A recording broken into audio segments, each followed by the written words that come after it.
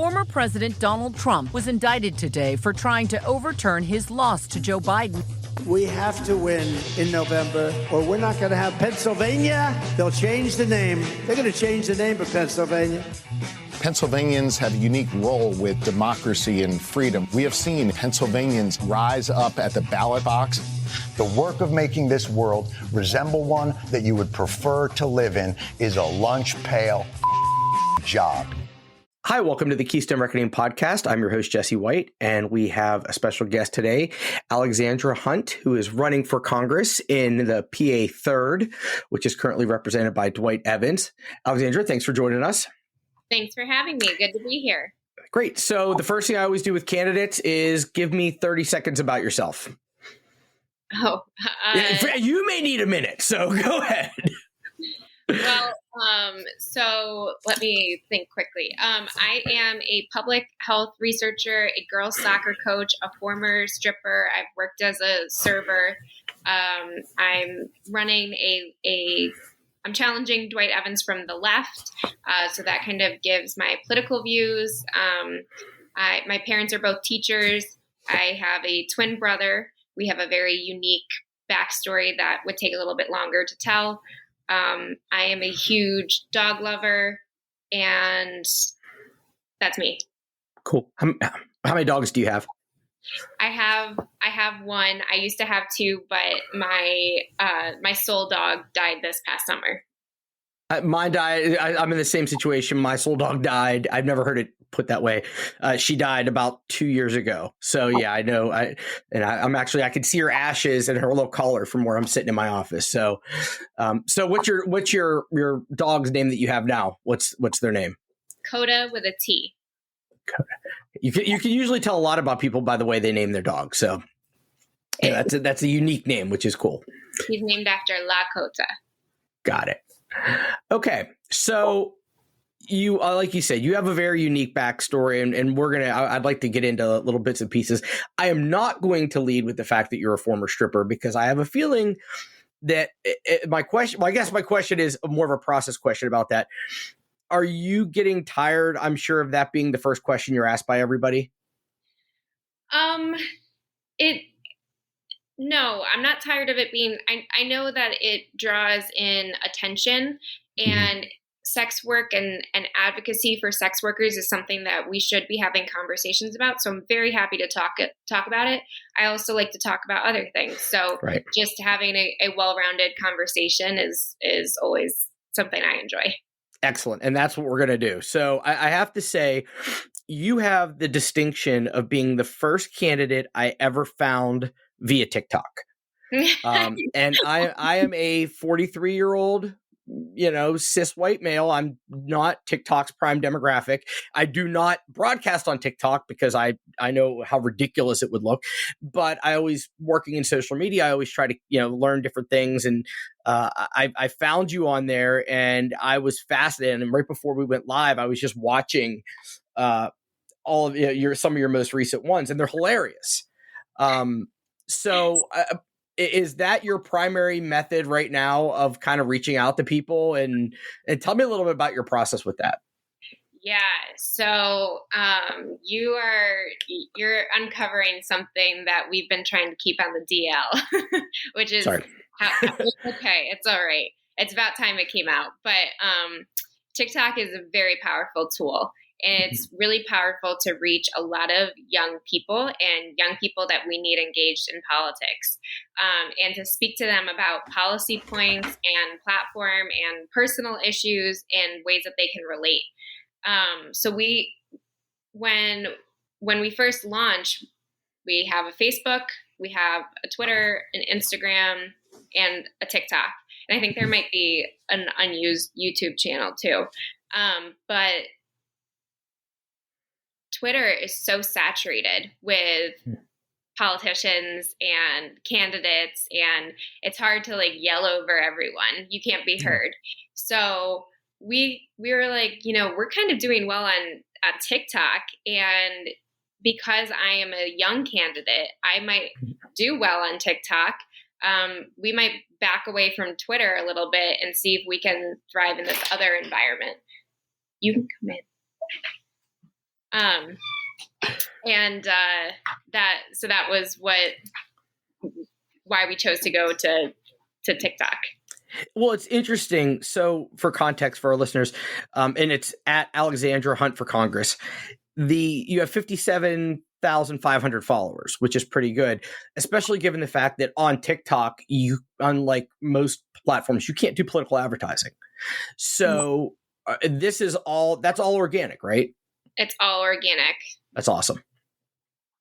And it looks like you post, I don't know, every day, every other day. Is it kind of just, is there a method to your madness, or is it just kind of like, I see an article, it pissed me off, I'm going to just throw something up about it?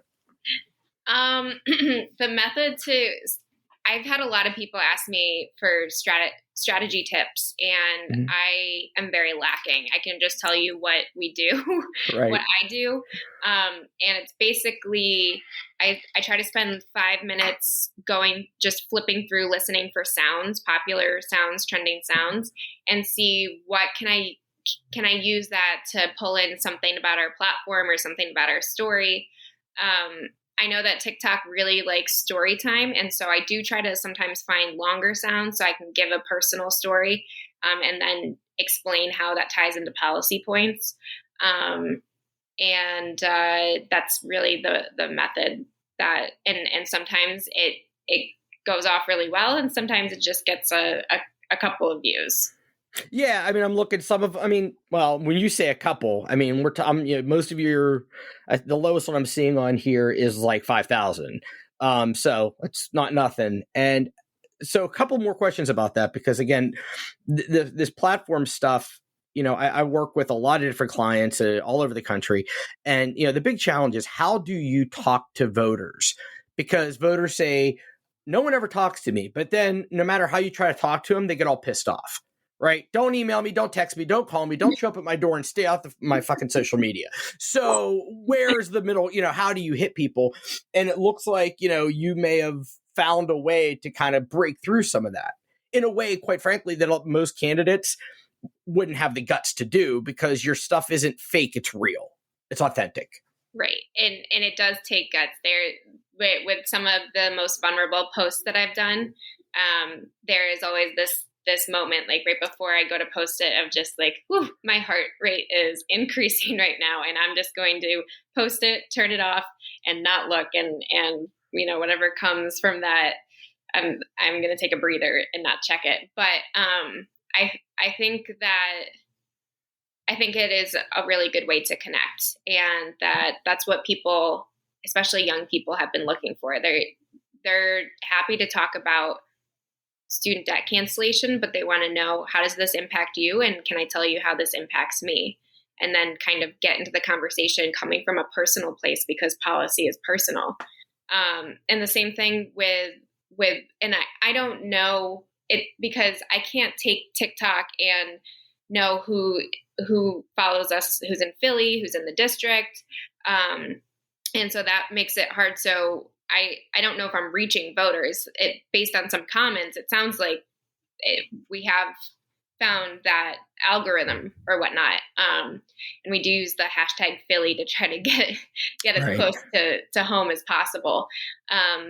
But I think people just want to be able to connect and know that you're going to listen and fight for the issues from a place of understanding, and not just a place of, this looks good on my campaign. Yeah, well, you answered my next question, which is, with all those followers, are you able to see where they're coming from? And, so the answer being no, I guess the next question is then, is there a concern? So I'll put it this way.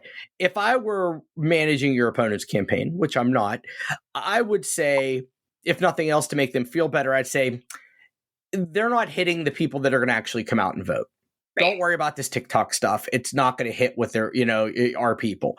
How much of a concern is that for you? And I'm not talking about necessarily location. I'm talking about demographics. I mean, we all want younger people to come out and vote, but historically getting them to do it has been extremely difficult, especially in a primary. So how do you reconcile that? So as I said, I don't know if these are voters, but I do know that these are young people I want involved in politics. So while they might not be able to vote for me, they can volunteer for our campaign. And so then we reach voters with our message through other means. And some people, when we're knocking on doors, I've already heard of her. I've seen the TikToks. We're on board, or they reach out through other means of supporting our campaign through fundraisers or in-person forums or stuff like that. I mean, not in-person, Zoom, right. but things that are tied into the district, and we know that voters are showing up to, but they found out about us on TikTok.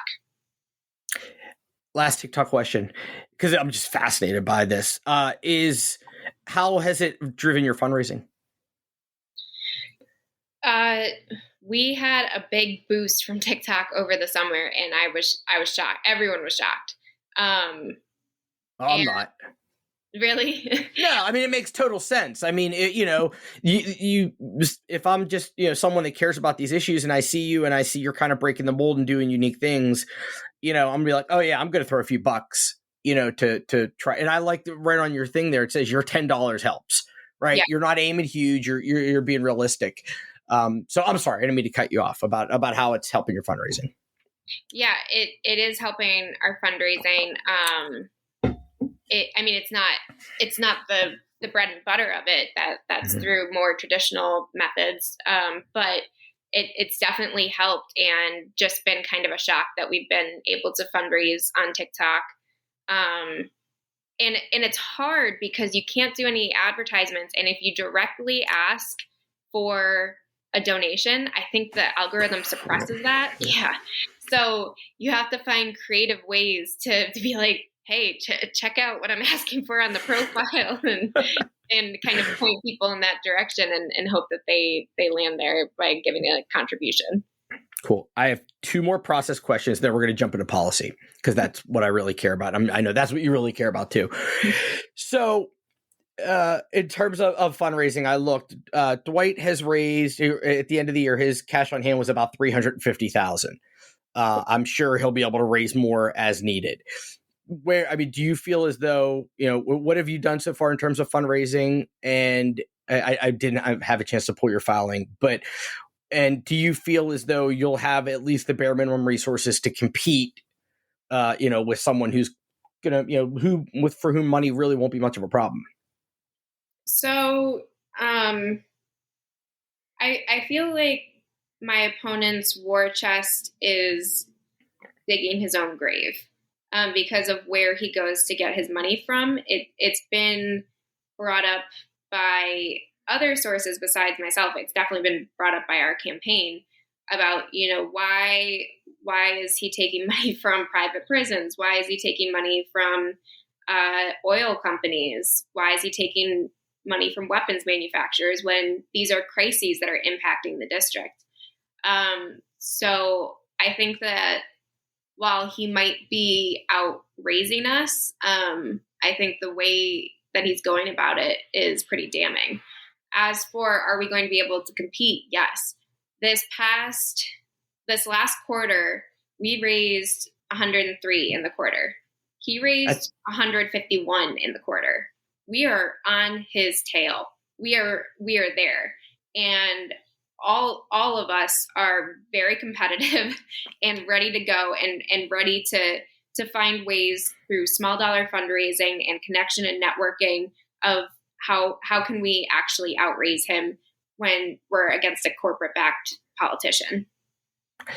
So redistricting, it's going back and forth, and it looks as though the state Supreme Court is going to be the final arbiter of the lines, which is great for Democrats in general. What are your concerns specifically about? Is that going to make much of an impact in the district, or not for us? I was looking at maps that Republicans are putting out and Democrats were putting out, and nobody cares about PA-03. It's not being touched too much. We might get a little bit more on the south end. Maybe just like a little corner added to it, but it's really not changing the lines. The concern was how close we were getting to needing to collect petition signatures. And that was causing a lot of angst. But with the new deadline being, I think, the 18th, that's past the petition deadline. So they're going to move the primary. Right. Yeah, I saw House Republicans, state House Republicans, and they've talked about this insane idea of doing 17 at large.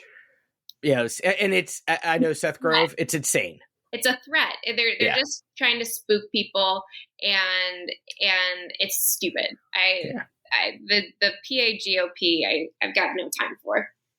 And that is the luxury of running in an ultra progressive district, which is just awesome. When I was in the state house, I represented a swing district that now I couldn't get elected to save my life, partially because my views have gone to the left. The district has gone hard right. And, they voted for Trump and the whole bit.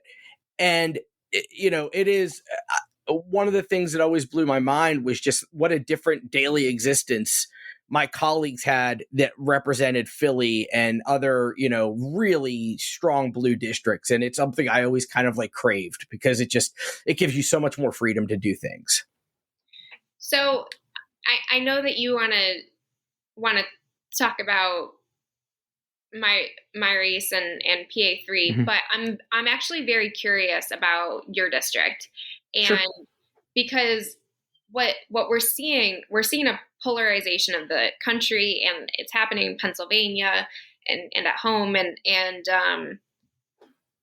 Democrats really speak to urban areas. That's where they target. That's where their strongholds are, and that's what they're trying to protect is that big city, Pittsburgh, Philly, in our state, and then spreading out from there. But into the more rural areas, they've kind of accepted that it's red. And I think that part of it is because no Democratic politician is going into these rural areas and speaking to the needs of these people. But red Republicans are. They're saying, and they're also speaking to the fears of these people. So I just want to hear more about that shift. You said they've shifted further to the right. They've shifted towards voting for Trump. What is it that they are needing that they're getting from Republicans? That is a fantastic question. And to clarify, the district that I was referring to was when I lived in southwestern PA. So it was just south of Pittsburgh, all between it was Washington County. So it was right below Allegheny, right above Greene. So it was down the southwest corner. And what switched it there was, and the thing that bounced me out of office was that's where all the fracking started. Right at the we're going back to 03, 04. I was in office from 06 to 14.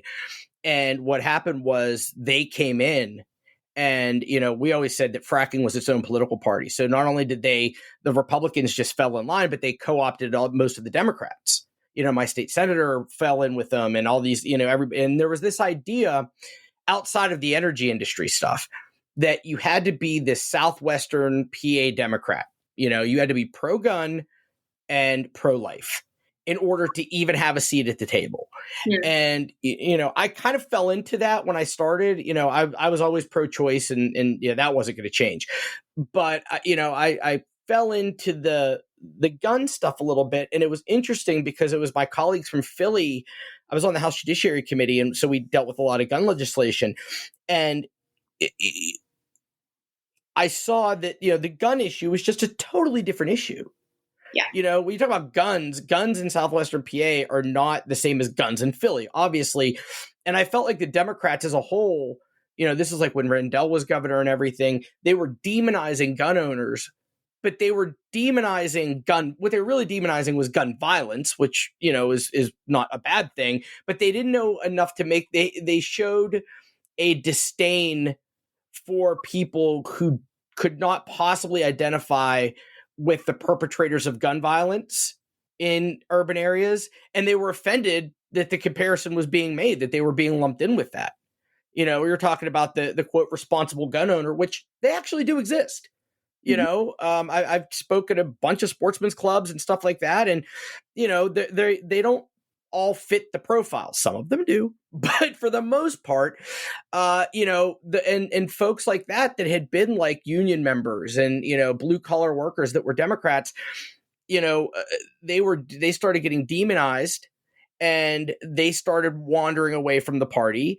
And I'm not going to lie, I think there was a healthy dose of racism whenever Obama was elected. I think that definitely played into it. And then on top of all of that, the Republicans got smart. And like you said, they learned how to play on those fears. They learned how to say, hey, they're looking, these East Coast elites are looking down their nose at you. They don't share your values. And they learned how to speak to them. And it's one of the reasons I actually started the Keystone Reckoning Project was because in Pennsylvania specifically, I think Democrats' messaging as a whole, especially in legislative campaigns, just sucks. There's just kind of no nice way to say it. And, it's cookie cutter. It's the same thing over and over and over again.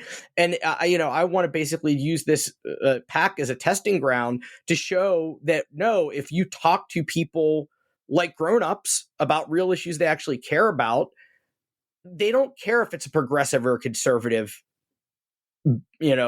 take. It's a take that matters to them. And to speak to them in an intelligent way and to kind of, take a page out of the Republicans' playbook when necessary to kind of beat them at their own game. So that was a bit of a long-winded answer, but it was a great question. So, all right, let's get back to you because that's what people want to hear. All right, so let's get off of process for a minute because we've done enough of that. Let's talk policy. So you've got, the progressive smorgasbord of wonderful policies.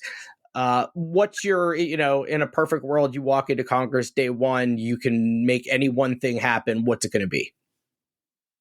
We have to, I tell this to everyone, that our number one issue has to be climate action, because we can fight all we want about reproductive rights and gun ownership and whatnot, but if we don't have a planet to live on, it's all moot.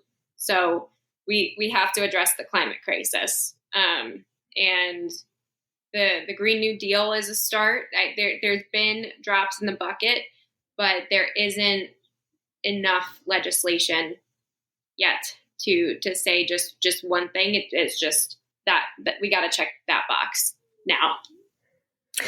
What do you think the way forward is when you're dealing with these quote conservative Democrats? And, obviously you've got the Joe Manchins at the far end of the spectrum in the Senate, but, one of the challenges on climate issues especially is this idea that it's, it's hurting jobs and American energy independence and all that kind of stuff.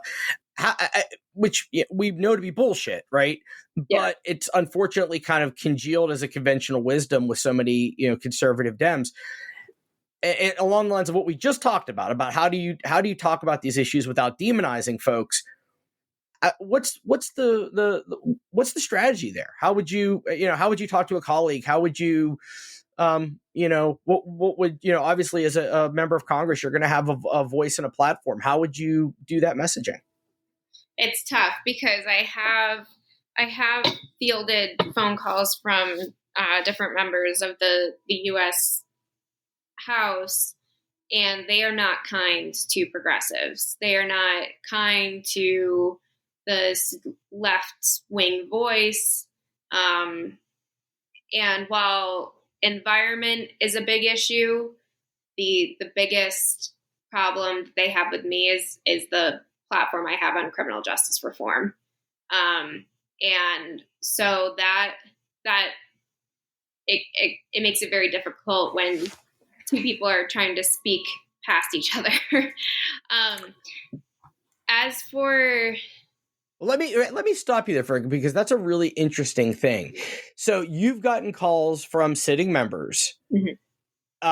And I'm not going to ask you to name who they are. It'd be awesome if you did, but I can fully respect that. But that what has been, if they really disagree with you, what has been the crux of the call? Is it like, hey, we want to get you out of the race. We want to get you to say things, we want to, is it a fishing expedition? What's that all about? It's to berate me for running and for having the views that I have. That's wild. that these are sitting members of Congress that, that would engage in such a petty, like they literally have nothing better to do than to call and bitch you out for running for office. Right. And they're not in my district. It's not my opponent. He's ignoring me. I mean, I'm sure these are emissaries or whatever, but that's wild. I mean, so what do you say to that? I mean, how long do these conversations typically last? I mean, I'm not someone who is unopinionated and who doesn't like to argue. So I'll engage with it for a little bit, and then I'll say, okay, I get it. You called me. You don't want me running for office. I have things to do. I'm gonna keep working, and then we go our separate ways. What's the nastiest thing that someone said to you? Oh, I mean, I'm from people who hear. I mean, in these calls. I mean, what's the nastiest thing that, like, a thing that a sitting member of Congress said to you that you were like, what the fuck was that? I'm trying to remember, but it was less directed at me personally and more directed at progressives and the left. Just that we were jokes and that all we do is tweet and that we're inflammatory and da da da. To me, the most disgusting thing was not directed at my positions, but at a story that one representative told about wanting to throw a 16-year-old girl in prison forever, and why he felt validated in saying that. And that to me is disgusting. That's inhumane. That's a 16-year-old life. That's a young person. And people make mistakes, and we have to get to a place of being able to forgive people so that they can move past those mistakes, because there's so much more to a person than that one mistake that they made. So that was the most disgusting thing. So give us your platform on criminal justice reform that apparently has everybody so worked up. Like what is this insane radical platform that you have? Well, before I was running for office, I was a community organizer for mass liberation. And so I am, as a survivor of violence, I believe in prison abolition, and I believe in restorative justice. I don't think that putting people in cages for any amount of time brings back results of rehabilitation. And so I identify as a prison abolitionist, and that really ruffles feathers. So what does that look like then? If convicted murderer, convicted rapist, convicted child molester, what happens to them? Explain how that works? I think that when I get into these conversations, we always go to the most violent, most extreme case. And so I'm a survivor of sexual assault, and what my form of justice would be, and this is only for me, is to have the perpetrator understand, because it was someone I knew and someone that I thought would never do that. Have him understand the pain that it caused, the consequences that I faced down the line from trying to overcome this trauma, and to never do that again.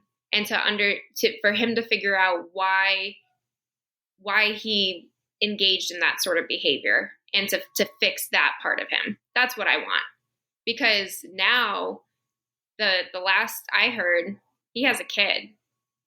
He has a partner. And so for me to come in and to remove him from that environment and to want to put him in a cage, I could be damning that child for a similar future. I don't know his backstory, but I think that when we react to that crime and punish it, we miss out on the backstory of, how did you get here? what happened? Because if you've ever looked into the stories of people who are on death row, they've done really messed up things, but they've had really messed up things done to them, and nobody stepped in. Nobody said this, this isn't how we should be treating people. And so we just perpetuate trauma and pain and violence. So what does it look like? You start with nonviolent crimes. Never should be putting those people in prison.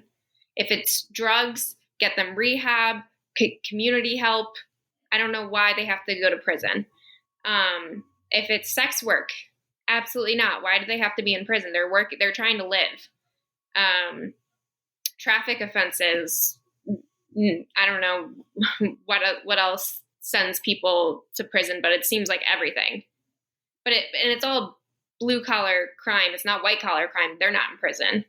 And that's something that is often missed in discussion, is that if you're a person of color, you're poor, or you're both, you're targeted for prison. And they try to find a way to snatch you up. And it's just predatory. And it has nothing to do with justice. And so people who are elderly, they've shown that by the time they're over the age of, 70, 65, that they're so unlikely to commit a violent crime. It's like less than 1%. Why are they in prison where they can't get medical care, proper medical care? Yeah. So it's all fascinating. And I, to put it in context, I practiced law for 13 years. So I've worked in the system, and you're right there. The injustices are there. If you look at it, it's not hard to find. I guess my question is, because that's such a, it's such a, not even controversial. It's just such a out of the box position for a political candidate to have, that I feel as though you probably have to do a lot of explaining as to what it means.